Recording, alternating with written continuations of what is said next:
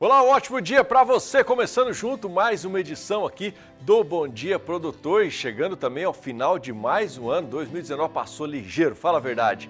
Eu particularmente gosto muito dessa época agora de final de ano e você, gosta também? Final de ano é época de reunir os amigos, comemorar, agradecer a Deus pelo privilégio de termos chegado ao fim de mais um ano e é época também de aproveitar e rever tudo que foi destaque em relação ao agronegócio que foi exibido aqui nas lentes do SBA.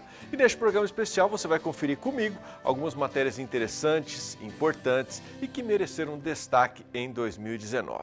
Bom, entre elas você vai conferir uma produção de queijos artesanais que a gente visitou lá no estado de Mato Grosso. Você está vendo aí, ei, rapaz, quem é que não gosta de um queijinho, né? Daqui a pouco você vai ter mais informações sobre essa produção de queijos artesanais em Mato Grosso. E você vai ver também que o Rio Grande do Sul não é só um polo produtor de carne e leite, mas também produz aí uma grande variedade de frutas. E você vai rever uma matéria muito especial que aponta que o mercado de cavalos movimenta no Brasil cerca de 16 bilhões de reais por ano. Está começando a edição especial do Bom Dia Produtor.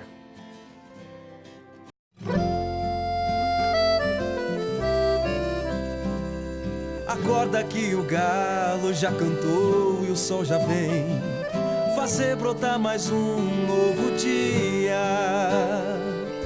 Lenha no fogão, café pra esquentar e a bicharada no quintal. Horta pra molhar, tira leite no curral. Arreia o cavalo, tem gado pra campear.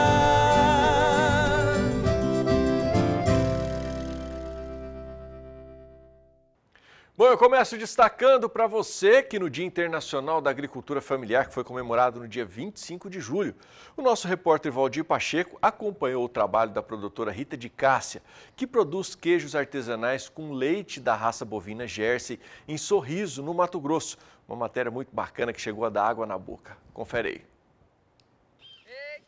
A produtora Rita de Cássia cria gado leiteiro da raça Jersey, por serem animais dóceis de porte pequeno e se destacam no mercado pela qualidade da produção leiteira. Mas essas não são as únicas razões que fazem o gado Jersey cair nas graças dos criadores brasileiros. Rita destaca o temperamento e também a rusticidade. É um animal que pare sozinho, que se cria sozinho com pouquíssimas condições e dá um retorno na produção de um leite de alta qualidade. Rita é apaixonada pela raça Jersey.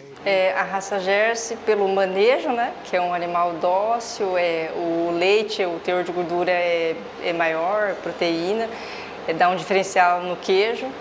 Hoje o alimento delas é só no pasto e mais o concentrado. Esse ano não fizemos silagem. O trabalho da produtora Rita de Cássia não tem domingo, não tem feriado, é diariamente. E toda semana ela confecciona os queijos artesanais Colonial e o Minas Frescal. Aí a cada 2 dias eu faço o Minas Frescal. Daí guardo no tanque de resfriador. Aí no outro dia venho, coloco no tanque do pasteurizador, aí pasteuriza o leite a 65 graus. Aí por 30 minutos você mexe ele, depois abaixa para 37 graus. Aí coloca o sal, o coalho, espera coalhar 40 minutos, corta a massa, depois dessora e coloca na forminha. O procedimento colonial, a pasteurização é a mesma, porém o procedimento é diferente, porque ele esquenta a massa depois que você corta ele, que a gente cortou ali, né? Você viu que a gente cortou e depois a gente esquenta a massa e tem que dar o ponto da massa. Aí ele vai para a prensa, aí ele tem que prensar, diferente do frescal que não é prensado e não tem que esquentar a massa também. O sítio Vila Láctea é o primeiro a receber a certificação estadual como livre de brucelose e tuberculose animal. Tudo mudou quando Rita conseguiu o selo municipal para poder comercializar os seus produtos derivados de leite. Quando eu comecei a fazer queijo, eu não tinha o selo de inspeção, que é o selo municipal do Sim. Depois que a gente adquiriu o selo, o que aumentou? As vendas, porque a gente pôde colocar no mercado, está entregando na merenda escolar, não tem aquela correria de estar vendendo em porta e com o tempo o queijo pegou nome, né? Ficou conhecido e as pessoas hoje vêm atrás de mim, atrás do queijo. De Sorriso, Mato Grosso, Valdir Pacheco. Que legal, né? Nesse programa especial a gente poder mostrar pessoas que cresceram no agronegócio no ano de 2019. E por falar nisso, nos dias 31 de julho e 1º de agosto, Araçatuba, no interior do estado de São Paulo, se transformou na capital nacional da bioenergia. A cidade sediou mais uma edição do Congresso da União Nacional de Bioenergia, a UDOP, considerado o maior encontro técnico do setor. Além de produtores, o evento reuniu representantes de universidades, centros de pesquisa, empresas do setor financeiro, montadoras de veículo e também do governo. E claro, a gente acompanhou todos os detalhes. Quem esteve por lá foi o repórter Gustavo D'Angelo. Foram 2 dias de debates e discussões sobre os principais temas que norteiam a cadeia sucroenergética brasileira. Na sua 12ª edição, o Congresso Nacional da Bioenergia, promovido pela UDOP, contou com 12 salas temáticas, mais de 1.500 congressistas e 250 palestrantes e moderadores. É mais um congresso diversificado, né? Um congresso, ele tem a característica de ser um congresso para os técnicos do setor. E a gente vê gente do Brasil inteiro vindo para cá, se deslocando e para ver as diversas salas que a gente fez, né? A gente faz desde coisas técnicas agrícolas, falando sobre comunicação, falando sobre o futuro dos veículos que a gente vê pela frente. Então, quer dizer, falando também sobre o RenovaBio, que é o novo programa que vem. Então, quer dizer, são diversas salas que a gente consegue agrupar pessoas, como eu estou repetindo, do Brasil todo, mas que contemplam aqui e trocam conhecimento, trocam informações. Acho que esse é o mais importante do Congresso. Uma das novidades na edição deste ano foi a Sala Futuro da Mobilidade Veicular. Para a gente saber como que vão estar os nossos carros andando daqui 10 a 20 anos. Se eles vão ser elétricos, se eles vão ser elétricos, por que eu vou produzir etanol? Mas se eles vão ser elétricos, híbridos, e que vai usar o etanol flex, isso é muito importante. Como que vão estar, se vai ter célula de combustível, a célula de combustível vai ser com etanol, enfim, a gente está saindo da caixinha, parando de enxergar o que vai acontecer esse ano, ano que vem, e estamos querendo pensar nos próximos 10 a 20 anos. É isso que esse congresso está trazendo. Além da parte técnica, além de a gente trazer as novidades que tem em tecnologia, também trazer a futurologia do setor e como nós vamos conviver daqui 10 a 20 anos com a motorização veicular. A Política Nacional dos Biocombustíveis, o RenovaBio, foi um dos principais temas discutidos durante o evento. O objetivo foi informar sobre as regras e como toda a cadeia produtiva pode se beneficiar do programa, que deve entrar em vigor a partir do ano que vem, com investimentos previstos na ordem de 60 a 70 bilhões de reais para o setor, com uma produção que deve passar dos atuais 28 bilhões de litros de etanol produzidos por safra para até 48 bilhões de litros.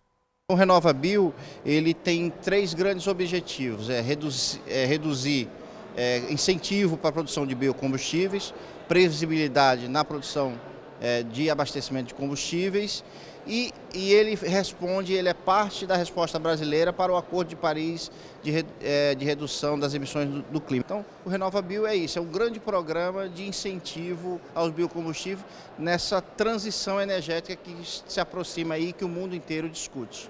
Para Plínio Nastari, presidente da Datagro Consultoria, os biocombustíveis representam a solução para 2 grandes problemas da humanidade: o aquecimento global e a crise dos refugiados.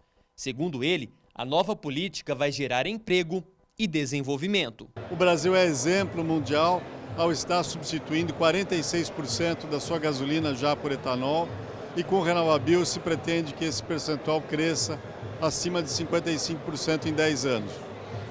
Com o RenovaBio, pela primeira vez a gente passa a ter uma referência de mercado, o reconhecimento da eficiência energética ambiental, a meritocracia sendo reconhecida e valorizada.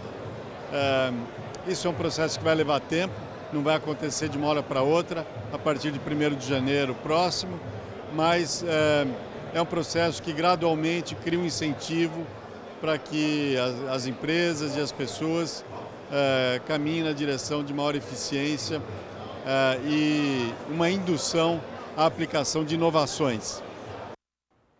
Bom, a gente mostrou para você ao longo desse ano de 2019 também que Rio Grande do Sul não é só um polo produtor de carne e leite, mas também de uma grande variedade de frutas.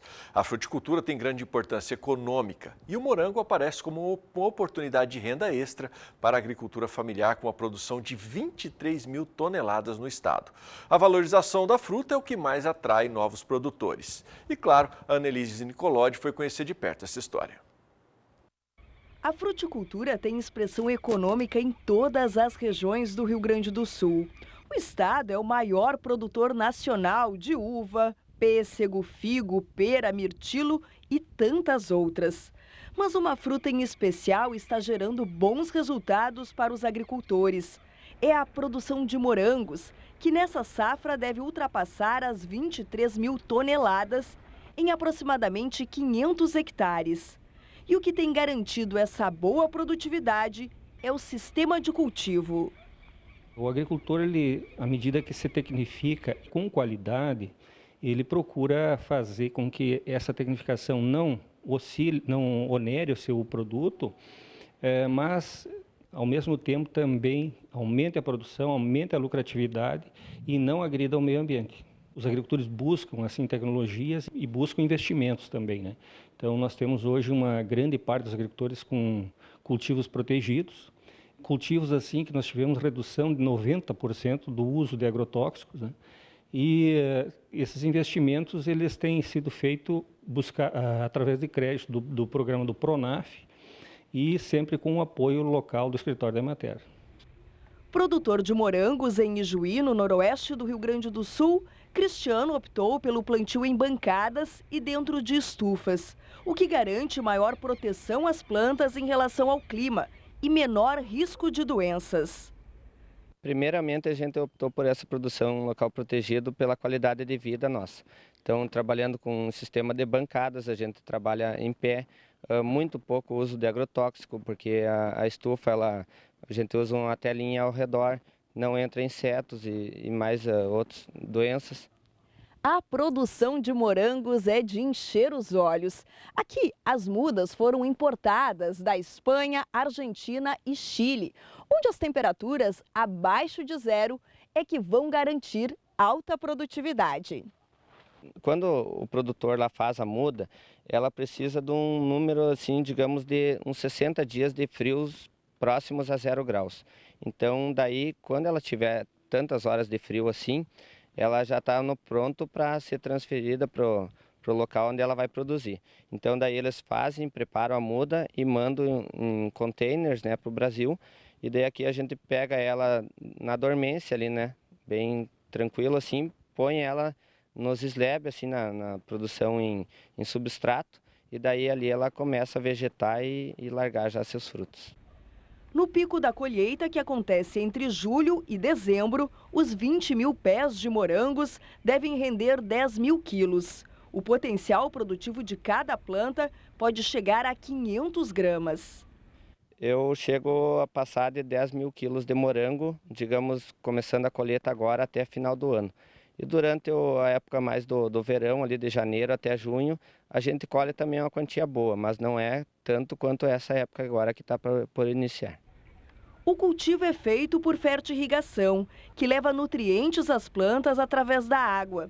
No Rio Grande do Sul, de acordo com a Emater, 60% do cultivo de morangos está em bancadas. A beleza da fruta também rende dinheiro no bolso dos agricultores, que chegam a receber R$ 15 por quilo.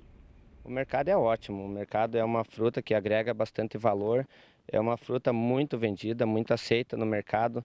A gente, como trabalha aqui na região, a gente faz a entrega todo dia, então é um fruto fresquinho, saudável, não tem nada estragado, é tudo fruto selecionado e ganha em torno aí de R$ 15 o quilo, isso agrega bastante valor também no final do ano.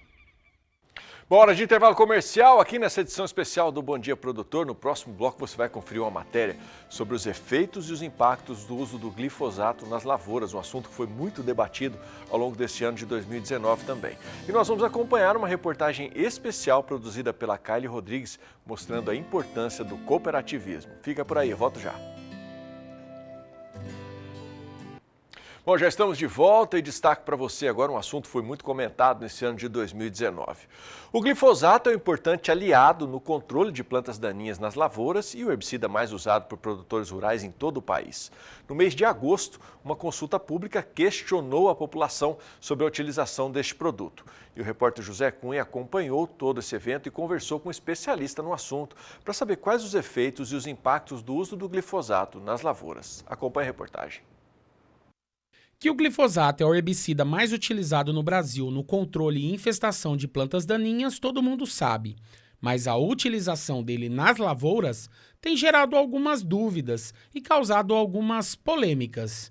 Diante disso, fomos conversar com quem realmente entende do assunto, para saber quais os efeitos do glifosato e quais os impactos na agricultura brasileira, caso ele seja proibido. Bom, o glifosato, no caso é o princípio ativo utilizado nos produtos comerciais, ele tem a função de atuar como um herbicida, ou seja, para controlar plantas daninhas, que emergiram após a emergência das plantas resistentes ao glifosato, no caso a soja, temos o milho também, como ele é utilizado de forma ampla para fazer a dessecação antes de fazer o plantio. Então é feita a eliminação daquelas plantas que estão na área e feita a implantação da cultura. Então ele é utilizado como um herbicida para controlar plantas daninhas ou plantas infestantes. Ele é um produto muito utilizado, o produtor acaba dependendo bastante, ele já faz parte da rotina do produtor, então a gente teria que trabalhar outras ferramentas, outros princípios ativos. É claro que inicialmente teria sim um choque para o produtor, porque ele já usa essa ferramenta toda safra, então ele teria que buscar outras alternativas para fazer esse manejo de plantas daninhas. A intensificação dos sistemas de produção ao longo dos anos é outro fator que favoreceu o aumento no uso do herbicida. Foi uma evolução bem marcante no Brasil, essa intensificação do sistema, ou seja, a gente consegue fazer 2, 3 safras no mesmo ano, na mesma área. Então essa intensificação do sistema de produção, esse aumento da eficiência, onde consegue produzir mais no mesmo período de tempo e na mesma área, naturalmente a gente acaba tendo uma maior utilização desse herbicida, que também foi um dos grandes responsáveis pelo grande avanço do sistema plantio direto, tão conhecido por práticas conservacionistas. Então ele também é um dos responsáveis para essa expansão desse modelo de produção. Com a entrada dos produtos transgênicos, o uso de agrotóxicos subiu consideravelmente no Brasil nos últimos anos, entre eles o glifosato. Passou de 40 para 300 mil toneladas por ano. Mas a grande questão é possível produzir sem o uso desses produtos? E qual é o impacto disso nos custos da produção? Bom, não existiria um único produto que seria exatamente com a mesma ação do glifosato. A gente teria que trabalhar uma gama maior de princípios ativos. Inclusive, alguns produtos têm uma toxicologia até maior do glifosato. Então, isso deve ser levado em consideração também. Ou seja, gera impacto no custo da produção. Sim, o custo de produção pode ser aumentado, porque o glifosato ele tem um preço, digamos, razoável. Ele é um produto de baixo custo. E alguns herbicidas que entrariam no manejo da lavoura têm o custo mais elevado que o glifosato. De Dourados, Mato Grosso do Sul, José Cunha. Bom, nós vamos acompanhar agora uma reportagem especial que foi produzida pela repórter Kali Rodrigues, mostrando a importância do cooperativismo. Ela visitou um produtor rural que, por conta do cooperativismo, tem alcançado, na verdade, alcançou bons resultados na atividade suinícola. Acompanhei. Bom dia, seu Elcio. Bom dia, seja bem-vinda. Obrigada. Vamos conhecer um pouquinho do trabalho do senhor? Vamos sim.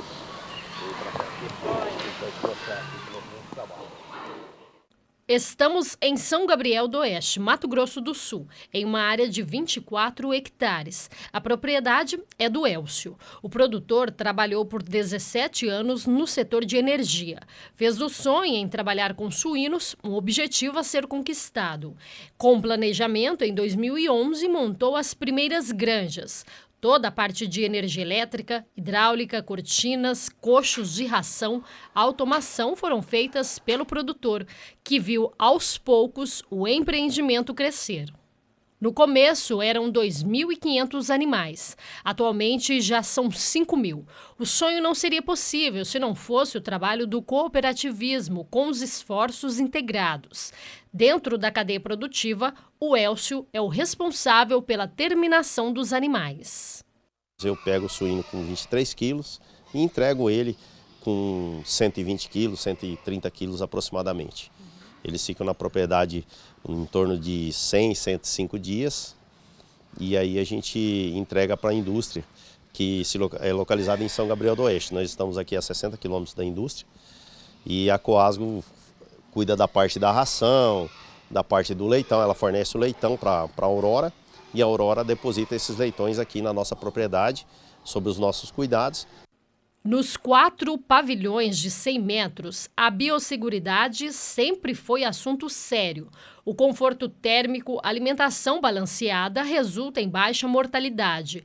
Mato Grosso do Sul é celeiro da atividade suína. O clima, os grãos produzidos no estado fortalecem o setor, agregando valor ao produto final.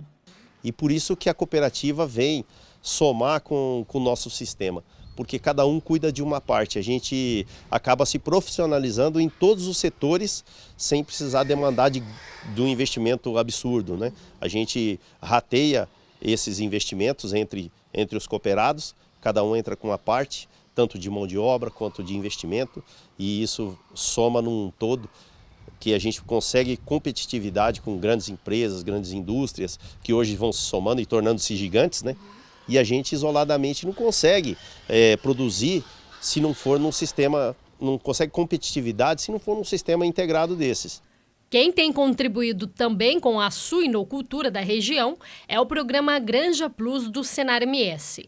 A iniciativa atende um grupo de produtores integrados, trabalhando quesitos ambientais, trabalhistas, segurança no trabalho, em construções rurais e na gestão da propriedade, analisando a rentabilidade econômica do empreendimento. O sistema está em expansão.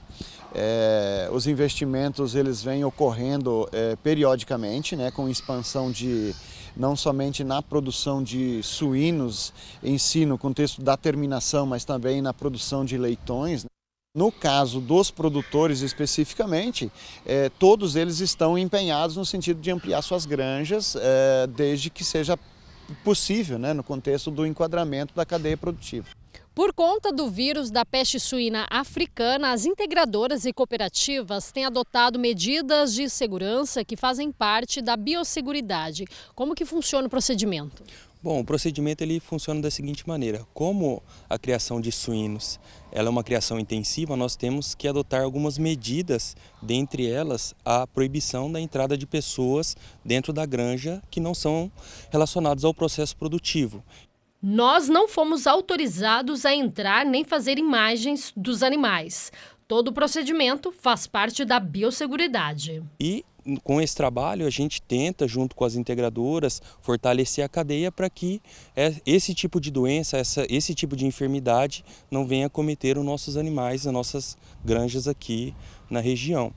O trabalho desenvolvido pelo técnico de campo junto ao produtor, eles já observaram algumas mudanças, dentre elas a implantação do alambrado, que é mais uma medida de proteção que auxilia aí a biosseguridade e evita que, por exemplo, animais selvagens adentrem dentro da granja e possivelmente possa trazer alguma doença vindo de fora. Então a adoção do alambrado também é uma medida de proteção que esse trabalho foi desenvolvido e vem sendo observado junto com o produtor dia a dia. A questão da sustentabilidade sempre foi uma grande preocupação do Elcio. Desde o início ele separou essa área para fazer o tratamento dos dejetos dos suínos. Elcio, aqui é o biodigestor. Como que funciona? Explica pra gente. O biodigestor é um sistema de tratamento dos dejetos dos suínos, que ele vem lá da granja, entra dentro da câmara do bio, faz o processo de transformação pelas bactérias, né? Faz um tratamento bacteriológico, né? Orgânico, e aí a parte sólida de lá do biodigestor, esse dejeto carreia, vem para essa lagoa, faz a decantação e depois vai para a terceira lagoa, onde já está um material pronto, tratado, que pode ser jogado na pastagem como fertirrigação. todo o sistema produtivo que a gente está integrado, a gente tem que ter essa preocupação com a sustentabilidade e com o meio ambiente. Então isso aqui é a forma ideal até o momento, né, estudada e planejada para que seja dado um destino adequado a esses dejetos, de modo que ele não venha contaminar o lençol freático, não contamine as nascentes de água. Com a força do cooperativismo, os trabalhos não param. O próximo passo é utilizar nas granjas o recurso da bioenergia. Que a gente vai montar um sistema de geração de energia para o aproveitamento do biogás, onde a gente vai utilizar o biogás como combustível para a produção de energia, que vai produzir bem mais do que a gente consome. A gente vai poder compensar essa energia, vai dar viabilidade também em outras atividades dentro da própria propriedade, porque a gente vai baixar o custo de produção com a produção própria de energia. Bora de mais uma paradinha por aqui. No próximo bloco você vai conferir uma matéria feita pela Emater em Minas Gerais, exibida em parceria aqui com o Sistema Brasileiro do Agronegócio, que mostra que os produtores de café de Minas Gerais estão diversificando a produção das suas terras para atender uma exigência cada vez maior do mercado, que é a produção de grãos. Fica por aí, daqui a pouco eu estou de volta. Bom, já estou de volta e você vai ver agora que os produtores de café de Minas Gerais estão diversificando a produção de suas terras para atender uma exigência cada vez maior do mercado, que é a produção de grãos. Você vai acompanhar as informações nessa produção feita pela Emater e exibida aqui em parceria com o Canal do Boi.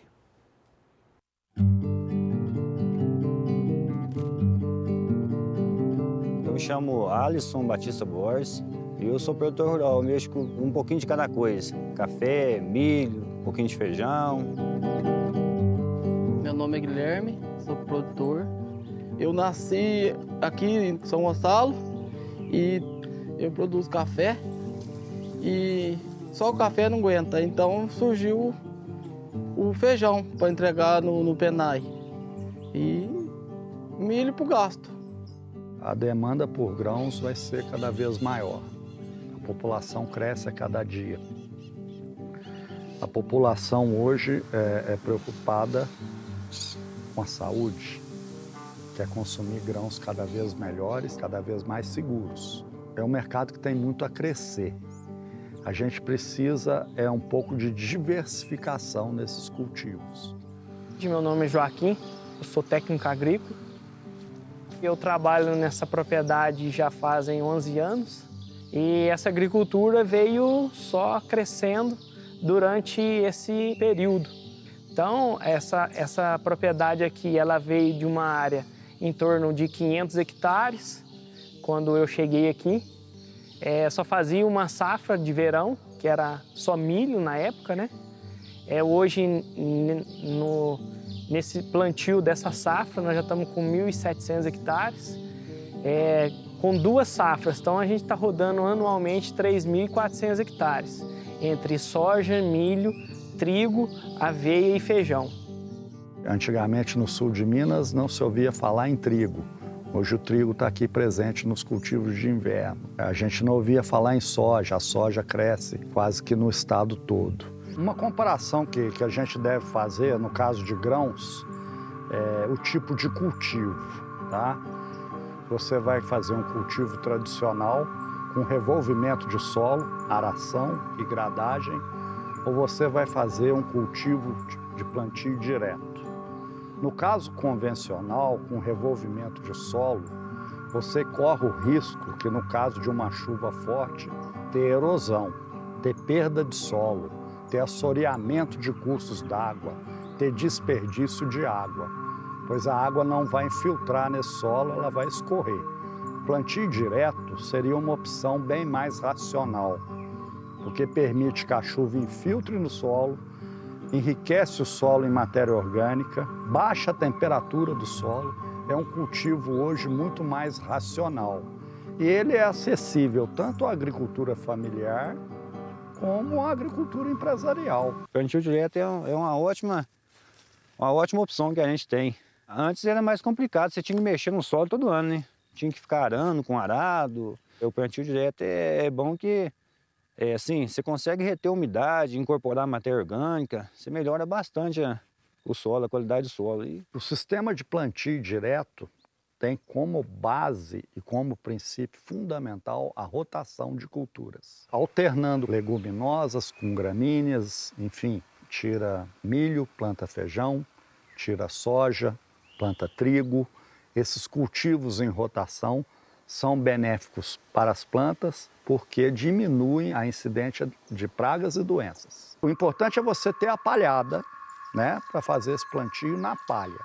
É o que a gente chama de cultivo mínimo, revolver o menos possível o solo, manter a sua estrutura, manter a matéria orgânica, manter a aeração desse solo e, consequentemente, você vai ter maior produtividade e menor risco de perda de solo.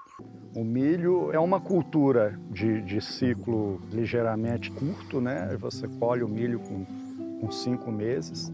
Existem materiais precoces e materiais tardios e materiais até super precoces.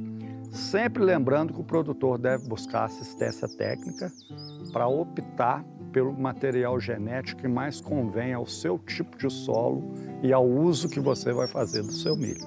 É uma planta que demanda água e então por isso a gente cultiva mais no cultivo de verão aqui no estado de Minas Gerais. Para cultivos de safrinha, a gente recomenda em regiões que chove menos o cultivo do sorgo, que é um grão que também serve para silagem, serve para alimentação animal e é uma planta extremamente resistente à falta de água, déficit hídrico. A agricultura brasileira tem crescido, tem batido recordes de produtividade. Na cultura da soja, eu acho que o Brasil deve ser o melhor país do mundo em termos de produtividade. A gente usa a soja para produção de óleo, de lecitina, enfim, os mais diversos usos. É uma cultura que a gente tem a falsa ideia que é só cultivada também por agricultores empresariais, mas muito agricultor familiar cultiva a soja.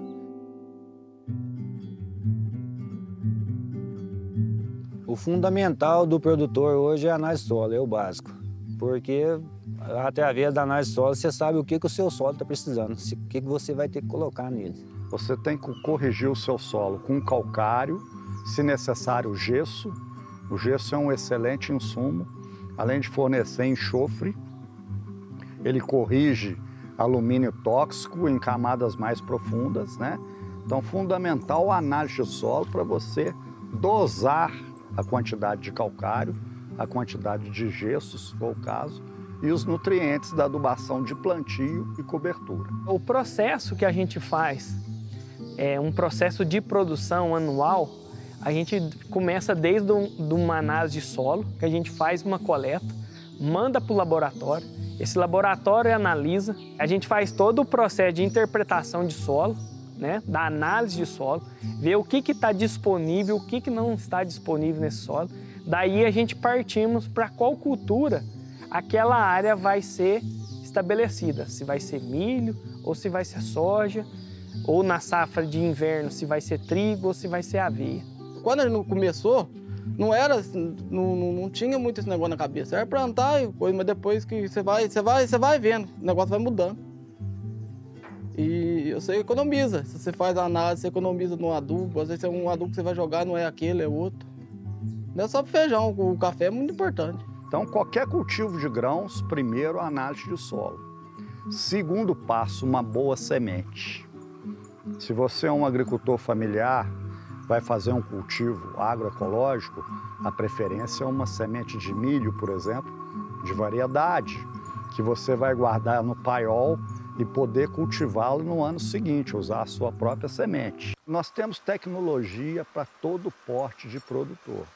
Então, o importante é você fazer o seu plano de negócios. Aonde você quer chegar, qual o seu mercado, qual o seu nível tecnológico. O feijão é a base da alimentação mineira, né?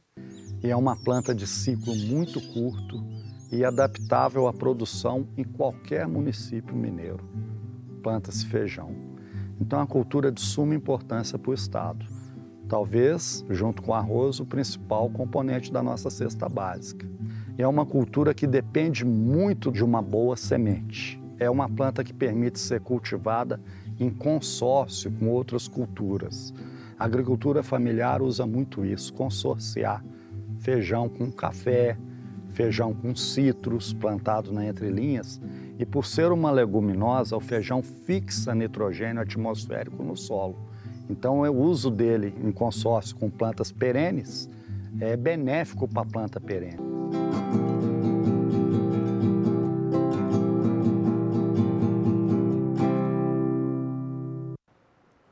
Você sabia que o mercado de cavalos movimenta no Brasil cerca de 16 bilhões de reais por ano? É o que diz o último censo do IBGE. E a Rosa Cabral foi conversar com um especialista desse segmento e mostra pra gente a importância desse mercado. O mercado do cavalo, que une negócios e paixão, tem movimentado bilhões no Brasil. Só na última década, por exemplo, foram um crescimento aí de 12% ao ano.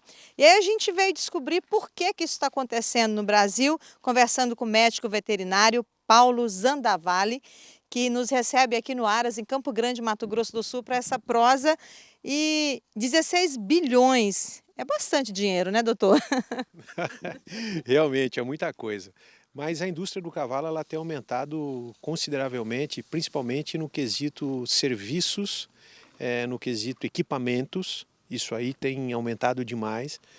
O Brasil ele tem procurado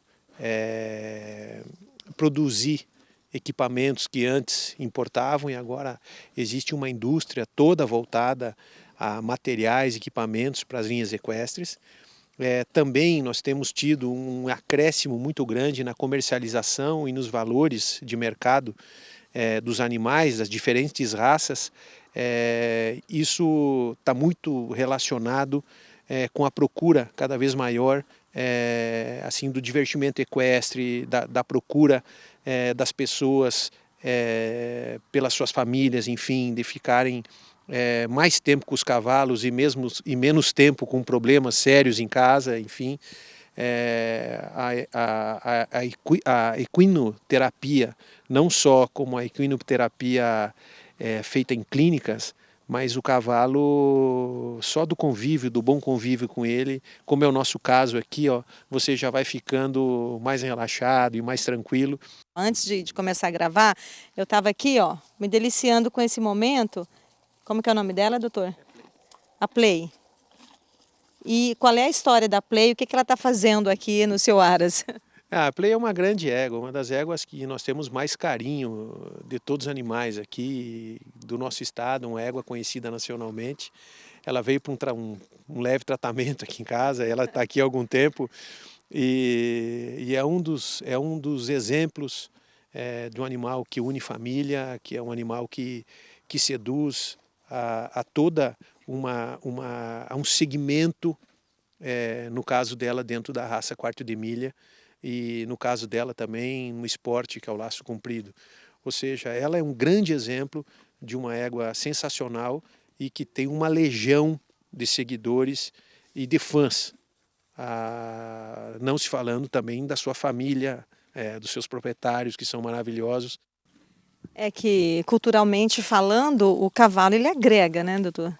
Sem dúvida, é uma realidade, porque em questão de amizade, em questão de conhecimento, a questão do bem-estar familiar, do interrelacionamento familiar, interrelacionamento com as pessoas de diversas culturas, o cavalo agrega tudo isso, o cavalo traz essa paixão, ele traz o relacionamento, o patrão-empregado, indústria, proprietário, proprietários, técnicos.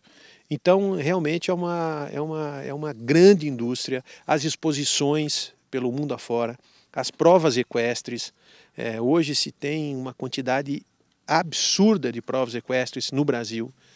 Nós temos todos os finais de semana, de todas as raças que estão envolvidas, grandes encontros dentro do esporte. E o esporte equestre ele está cada vez mais inserido dentro da família brasileira. E é importante lembrar também, doutor, que dentro desse contexto comercial, não é, existe o melhoramento genético, existe a venda de genética de animais, por exemplo, nos leilões, né, que movimenta muito. Sem dúvida, todas as pessoas que estão envolvidas nesse processo, eles estão atrás de melhorar. Ou seja, você sempre está na expectativa de conseguir animais melhores, animais mais competitivos, genética diferente da qual você tem, para tentar compor dentro do seu plantel aquilo que está lhe fazendo falta. Então, realmente, assim, todo esse mercado é uma bola de neve, né? A pessoa que tem um animal, ela quer ter 2, 3, 4. Assim, é uma atividade muito sedutora. Os equinos que trabalham nas fazendas, as manadas de fazenda, elas melhoraram muito de anos para cá. Como também a lida, como também a qualidade de doma, sabe? Tudo isso melhorou. Equipamentos já não são mais os mesmos, mudaram bastante. Para quê? Para facilitar quem monta nesses animais e para aumentar o conforto deles próprios, né? Isso é muito importante e, sem sombra de dúvida, o cavalo não é à toa que ele foi a maior arma de guerra de todos os tempos, né? Foi o ser mais cobiçado, né? Principalmente aí na origem do Império Otomano e etc. E isso está até hoje. Hoje é um negócio realmente absurdo e isso está acontecendo em todo o mundo, em todos os continentes. Países que não eram tradicionalmente produtores de cavalo, consumidores de cavalo, hoje são, como Japão, China, que está começando assim uma verdadeira avalanche na produção de cavalos, principalmente dentro da China. E por que essa descoberta por lá, doutor? O que se explica? Olha, eu acredito que antes a cultura ela não permitia muito, mas o apelo do cavalo, quer dizer, a vontade das pessoas em terem este contato com esses animais tão maravilhosos e trazê-los para perto do seu bem-estar, para perto das suas famílias, isso aí, sem dúvida, está seduzindo o mundo inteiro e o brasileiro aprendeu que é melhor ter os seus filhos aqui perto dos animais do que longe dos seus olhos. E todo esse contexto movimenta a economia, né, doutor? Sem dúvida, esse contexto todo faz com que o mercado nacional seja impulsionado por isso, e não só o mercado aqui no Brasil, mas o mercado mundial também. Tá certo, obrigada pela entrevista, por receber a gente aqui no Seu Aras, e assim eu encerro a minha participação. Rosa Cabral, para o Canal do Boi. Bom, hora de intervalo comercial por aqui. No próximo bloco você vai conferir o programa BPA Nascentes do Pantanal no Mato Grosso do Sul, que foi lançado no mês de agosto. A ideia é oferecer capacitação para criadores de gado, responsáveis técnicos e funcionários das fazendas da região para produzir com eficiência, preservando este tão importante ecossistema. Fica por aí, eu volto já. As vendas de sêmen bovino registraram um avanço importante no primeiro semestre do ano, com alta nas vendas internas e também nas exportações. Nas raças de corte, o incremento foi de 27,9%, enquanto que nas raças de leite o crescimento foi acima de 7%, ou seja, superior ao que vinha sendo observado nos últimos anos. E foi sobre este assunto que a jornalista Sara Kirchhoff conversou em São Paulo com Sérgio Saúde, presidente da Associação Brasileira de Inseminação Artificial, a ASBIA. Acompanhe. Sérgio Saúde, primeiramente, seja muito bem-vindo ao Canal do Boi. Prazer te receber aqui nos nossos estúdios em São Paulo.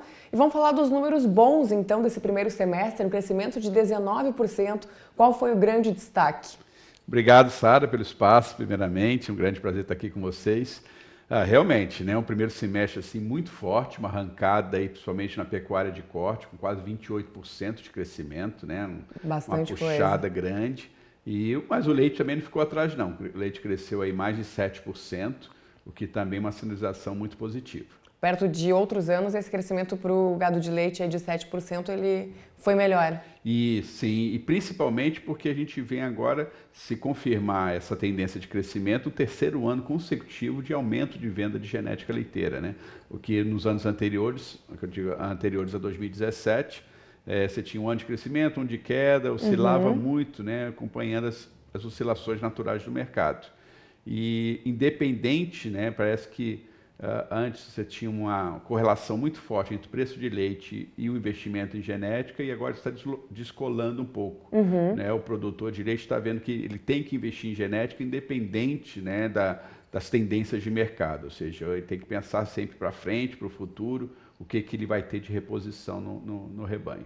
Então a Asbia acredita que essa crescente aí seja uma tendência também para os próximos anos, falando especialmente do gado de leite, claro. Sim, é uma tendência. A gente está vendo, por exemplo, né, crescimento, né, de compost barns, né, ou seja, os animais aí sendo criados num ambiente mais favorável. A partir do momento que o criador ele fornece, né, um ambiente mais tranquilo para os animais, ele consegue investir em genética de melhor qualidade. Tá certo. Sérgio, dentro desses 19%, quais foram as raças aí que mais venderam sêmen nesse primeiro semestre? Puxando aí,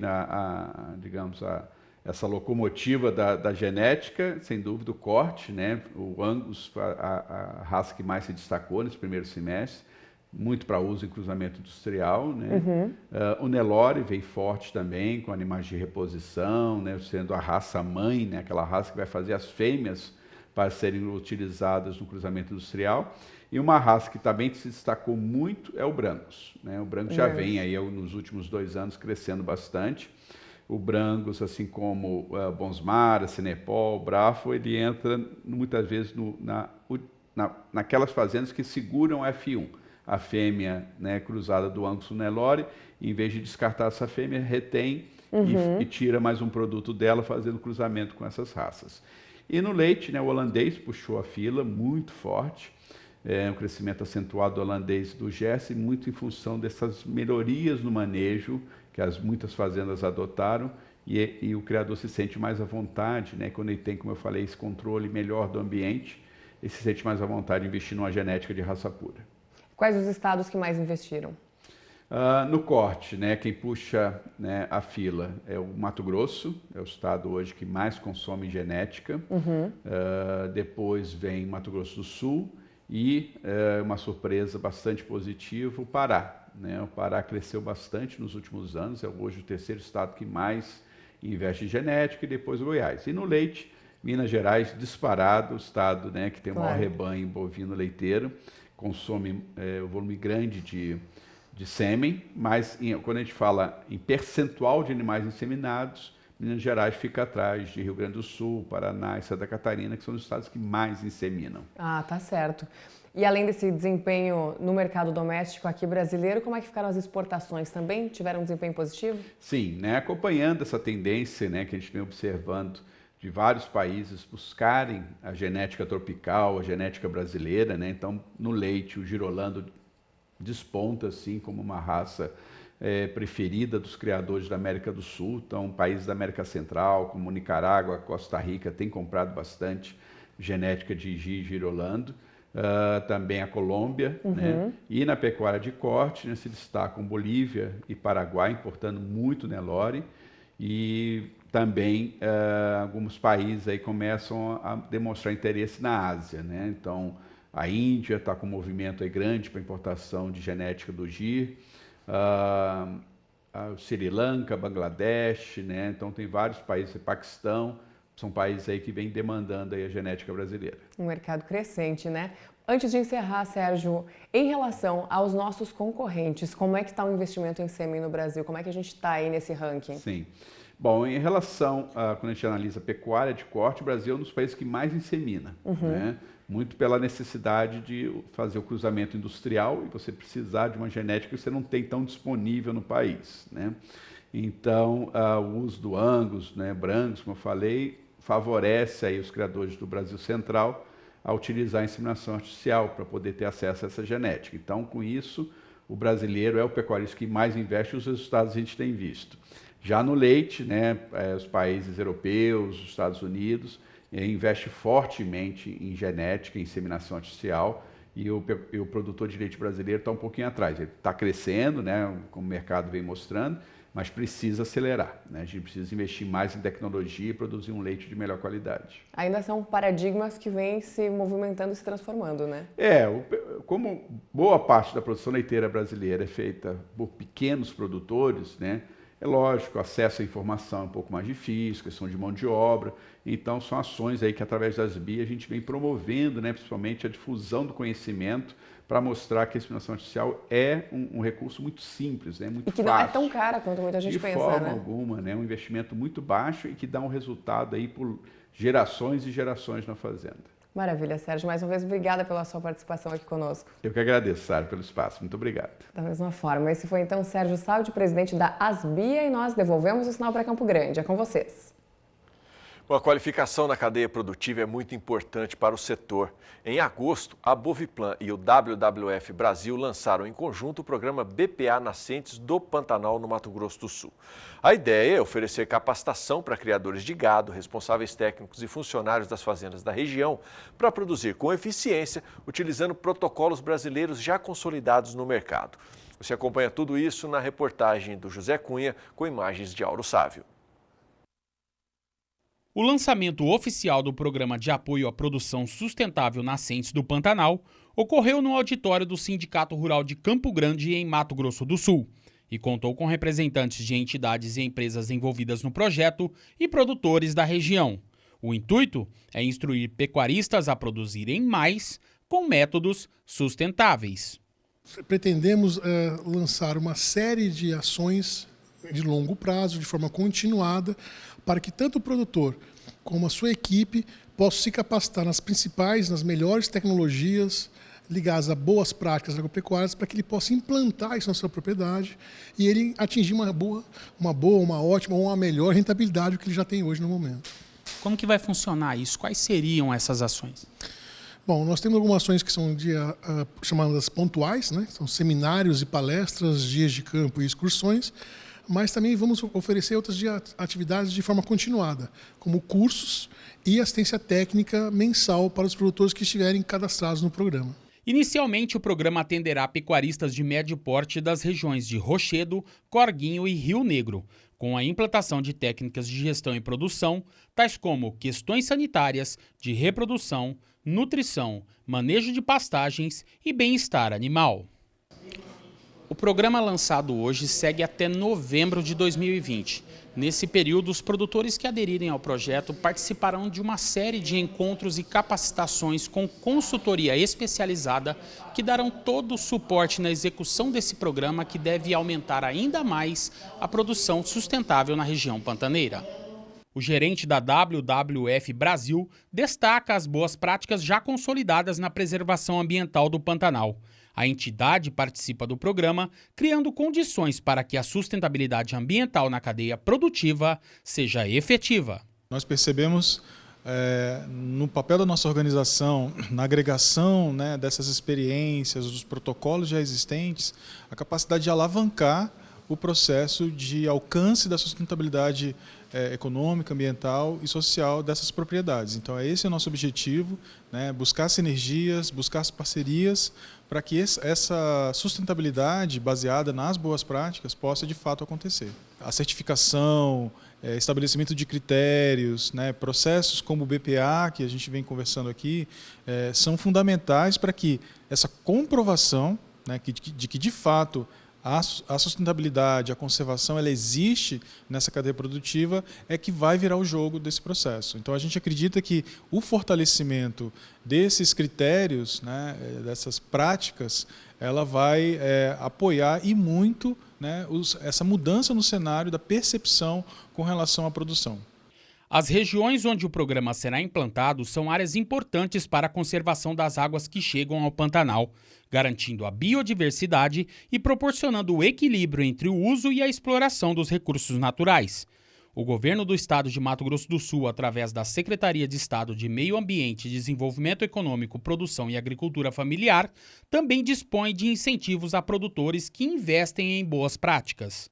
A Semagra ela enxerga parcerias como essa da WWF, que vai disseminar a tecnologia em forma de levar isso até o produtor, em forma de dias de campo, de palestras, de seminários, de visitas técnicas, com uma forma muito positiva.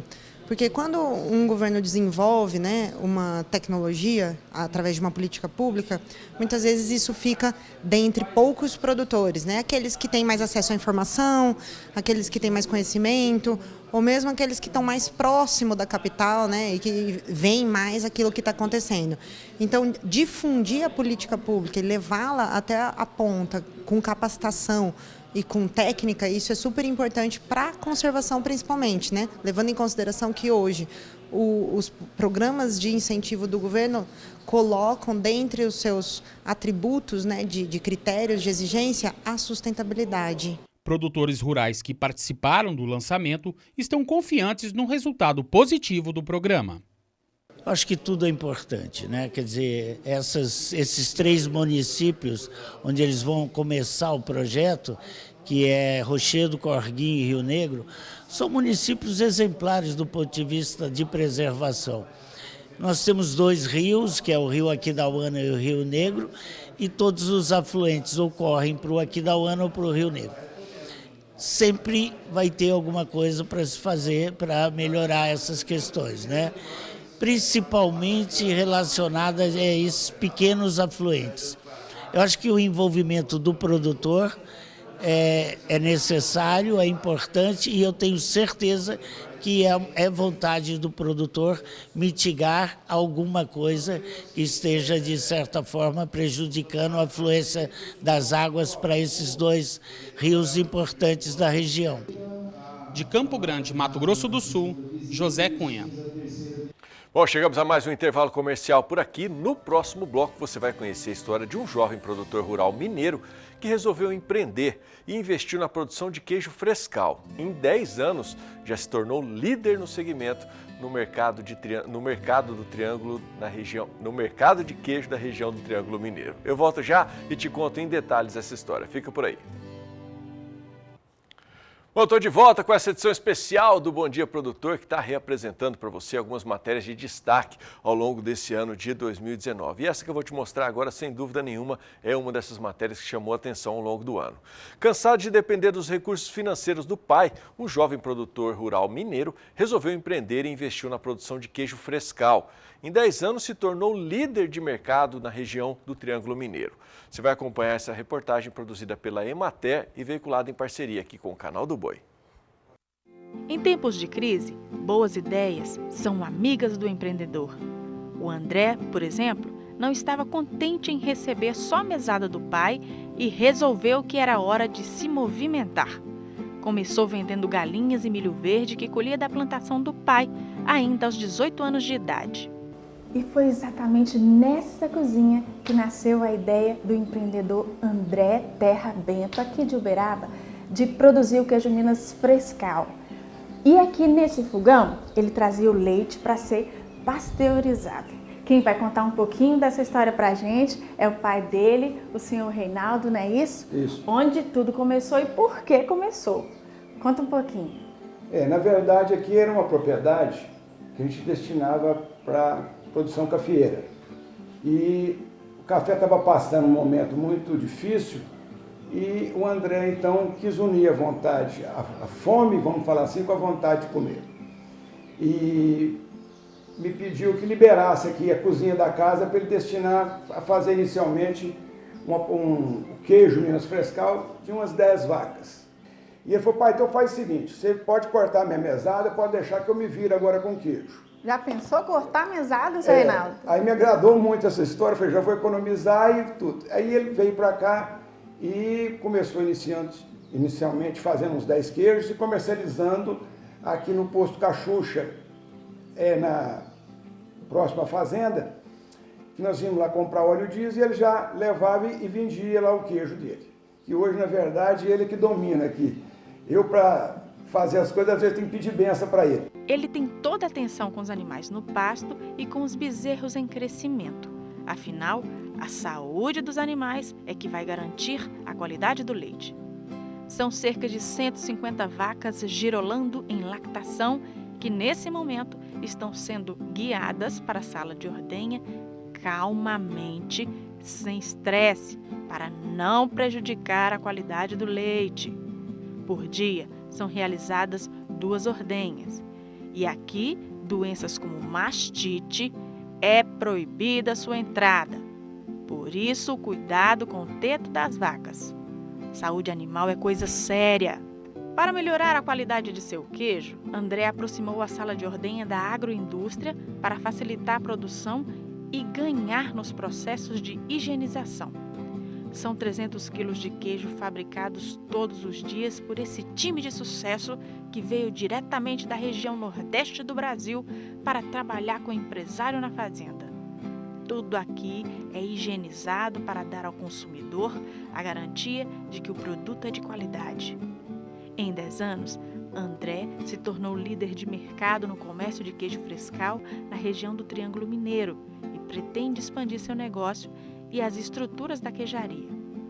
Futuramente, quer construir um compost bar, que é uma espécie de espaço físico coberto onde as vacas leiteiras possam descansar durante todo o ano e produzir a compostagem do material da cama. Seria um celeiro de compostagem. A produção de leite, como vocês podem ver, ela é tirada toda na propriedade. O leite é canalizado, vai diretamente para a indústria, não tem nem contato com o ar. E buscamos foco mesmo na qualidade, no giro rápido, que é o que o consumidor busca no Minas Frescal. É um giro rápido, um queijo sempre fresquinho. E é isso, então buscamos agora, vamos estar ampliando a fábrica e buscando atender outras cidades, outros estados para estar expandindo a produção. A gente está no IMA e o IMA tem um selo que chama CISB, que aí a gente vai estar solicitando ele agora, neste ano 2019, que ele vai nos permitir vender em qualquer estado, entendeu? E graças a Deus nós temos muitos clientes que têm lojas em outros estados e eles querem levar o nosso queijo para essas lojas. A Emater Minas é um dos parceiros do André e o orienta tanto no trato com a queijaria e a sanidade animal, quanto no auxílio ao acesso a políticas públicas como o PRONAF, Programa Nacional de Alimentação Escolar e a Terleite. A única imprevisto foi que, quando nós planejamos, né, a organização dessa agroindústria, nós tínhamos, junto com eu e o André, e nós estabelecemos um teto, né, para a produção, e não imaginávamos que a demanda seria tamanha que, num curto espaço de tempo, ele precisasse fazer uma ampliação para praticamente dobrar, né, a produção dele. Aquela velha máxima de que sonhar pequeno e sonhar grande gasta o mesmo combustível ou dá o mesmo trabalho e leva o mesmo tempo, condiz bem com a história que acabamos de contar.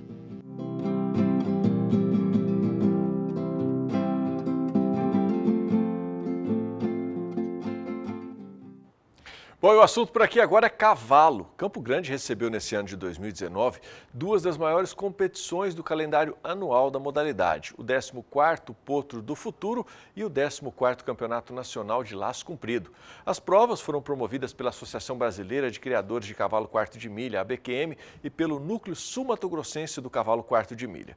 E, claro, o repórter Vinícius Souza acompanhou de perto esses grandes eventos e trouxe as informações para a gente. Reveja aí.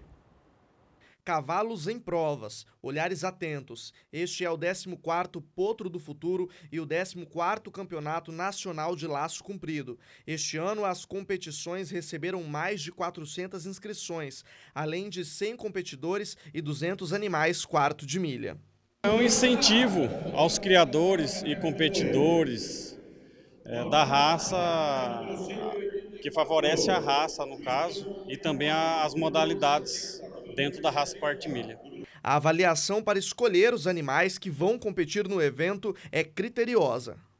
Eles são selecionados em questão das linhagens, né? Que é as linhagens de boi. Tem outras também que, através dos cruzamentos, também acabam sendo bom também para a modalidade. E com isso é escolhido também bons treinadores. O cavalo quarto de milha apresenta uma altura média de 1,52 m, uma cabeça pequena e um corpo muito forte. Como resultado de sua conformação física, a principal característica da raça é a potência de seus músculos traseiros fortemente desenvolvidos. Outra característica é a sua capacidade de parar abruptamente, o que facilita o manejo do gado. Genética e estatístico, né? Então a gente tem aí, através desses dois dados, onde a gente vai fazendo os acasalamentos. Então a gente opta por garanhões e matrizes que têm dado os melhores resultados dentro das pistas. E tem quem vem de longe só para participar e prestigiar o evento. De vários estados, muitas famílias. Nós fomos acompanhar uma dessas histórias de perto. Além de reunir competidores, a cavalaria também reúne famílias. Eu estou aqui com a família do Nilson. Nilson, obrigado por ter aceito conversar com a gente. Eles vieram de trailer lá do Paraná só para prestigiar o evento e também para trazer esse animal que está aqui atrás. Nilson, participar de um evento como esse, o que representa para você? Não, é um prazer muito grande para a gente participar. Hoje o Potro Futuro é uma prova muito grande, né, no Brasil, a nível Brasil, né, é uma prova que reúne competidores de todos os estados do Brasil, né, estão competindo aqui e está sendo cada vez mais disputada. Agora deixa eu te perguntar uma coisa, como que começou a história de vocês com a cavalaria? Tá, de menino, meu pai que começou no caso, conheceu o Laço Comprido há uns 40 anos atrás já.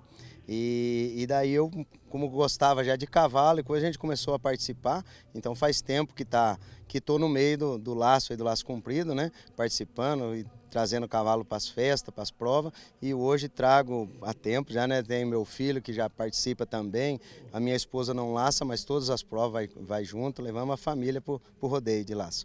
Pois é, no meio da sua vida conheceu a Jô, se apaixonou e está aqui hoje. Jô, conta pra gente como que é para você acompanhar em família todos esses eventos, participar, como que é? É muito bom, Vinícius, a gente está em família participando, digamos assim, a gente vê a importância de estar unido nesse evento, participando em família, então é muito gratificante mesmo. Agora eu estou aqui com o filho do casal, o Júnior, para você também é muito importante. Seu pai já me falou que ele está passando a tradição para você. Vai permanecer firme com essa tradição? Com certeza, vou permanecer firme, vou seguir o ramo, quero continuar domando até... Bom, no próximo bloco você vai conferir um importante evento que foi realizado em Londrina, no Paraná, sobre torra de cafés especiais, que contou com a presença de torradores renomados internacionalmente. Fique por aí, a parada é rapidinha, daqui a pouco eu estou de volta.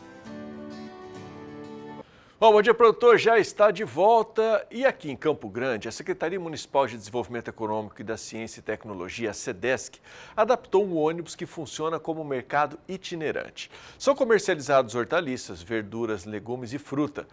E quem mostrou essas informações para a gente ao longo do ano aqui no Bom Dia Produtor foi a Kylie Rodrigues, que foi conhecer de perto esse projeto. Dá uma olhada. É uma variedade de cores. Desde 2018, o ônibus Saladão proporciona à comunidade urbana a oportunidade de levar para a mesa uma alimentação saudável, com produtos de qualidade. Adaptado, o ônibus atua como uma feira itinerante. O Saladão percorre 4 pontos na cidade, em dias e horários que são estabelecidos de acordo com a disponibilidade dos produtores que participam da comercialização.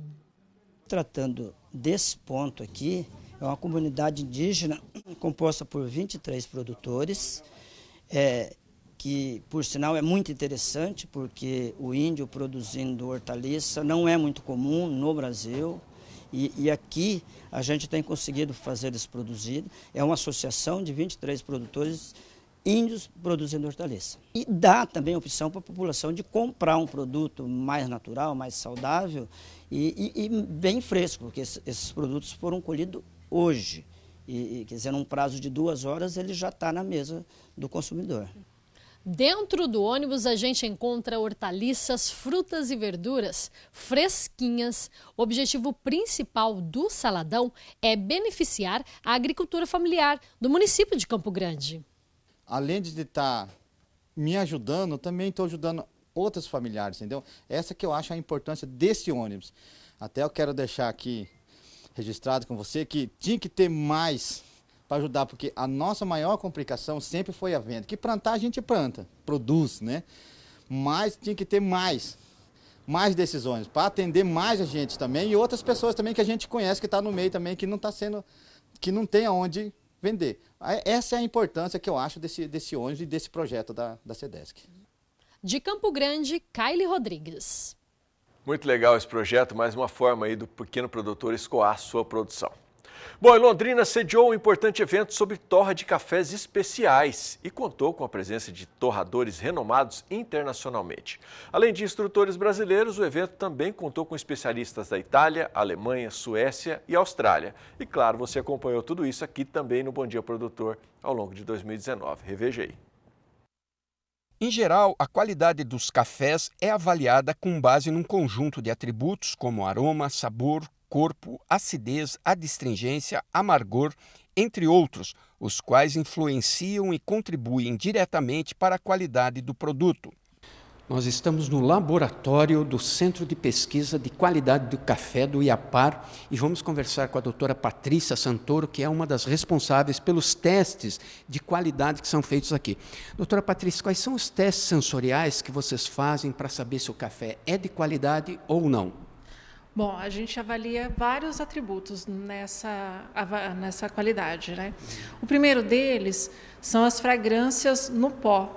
Então, a gente tem uma moagem específica para esse tipo de avaliação e a gente, então, sente todas as fragrâncias do pó. Depois disso, a gente começa a sentir os aromas do café, que é quando a gente escalda, coloca água e muda completamente a percepção que a gente tem. Então, o segundo passo é esse. Depois disso, a gente vai avaliar os atributos de sabores. Então, que é acidez. Todo café de qualidade tem mais ou menos pronunciado uma acidez. Isso é muito valorizado nos cafés especiais, a acidez do café, coisa que no café tradicional, no café comum, isso fica imperceptível, porque a torra mais forte ou extra forte acaba com esse atributo. Então, a acidez é um atributo que a gente sente principalmente nos cafés especiais, que tem uma torra mais leve. Tem também a questão de doçura, por isso que a gente fala que cafés bons a gente não precisa adoçar, porque os cafés bons ele tem naturalmente uma doçura. A questão do corpo, o que é um café encorpado? É um café que pesa na boca, porque o café, quando ele tem essa intensidade de peso no corpo, é porque ele tem óleos, e os óleos é que dão essas características sensoriais de sabores e dos aromas. Então, quanto mais encorpado o café, melhor ele é pontuado. O café, quando ingerido diariamente e em quantidades adequadas, com recomendação de até 3 xícaras por dia, possui efeitos benéficos para a saúde. Bom, o café ele é considerado um alimento funcional. E as pesquisas que a gente faz aqui no IAPAR também buscam desenvolver cafés com melhores atributos nutricionais.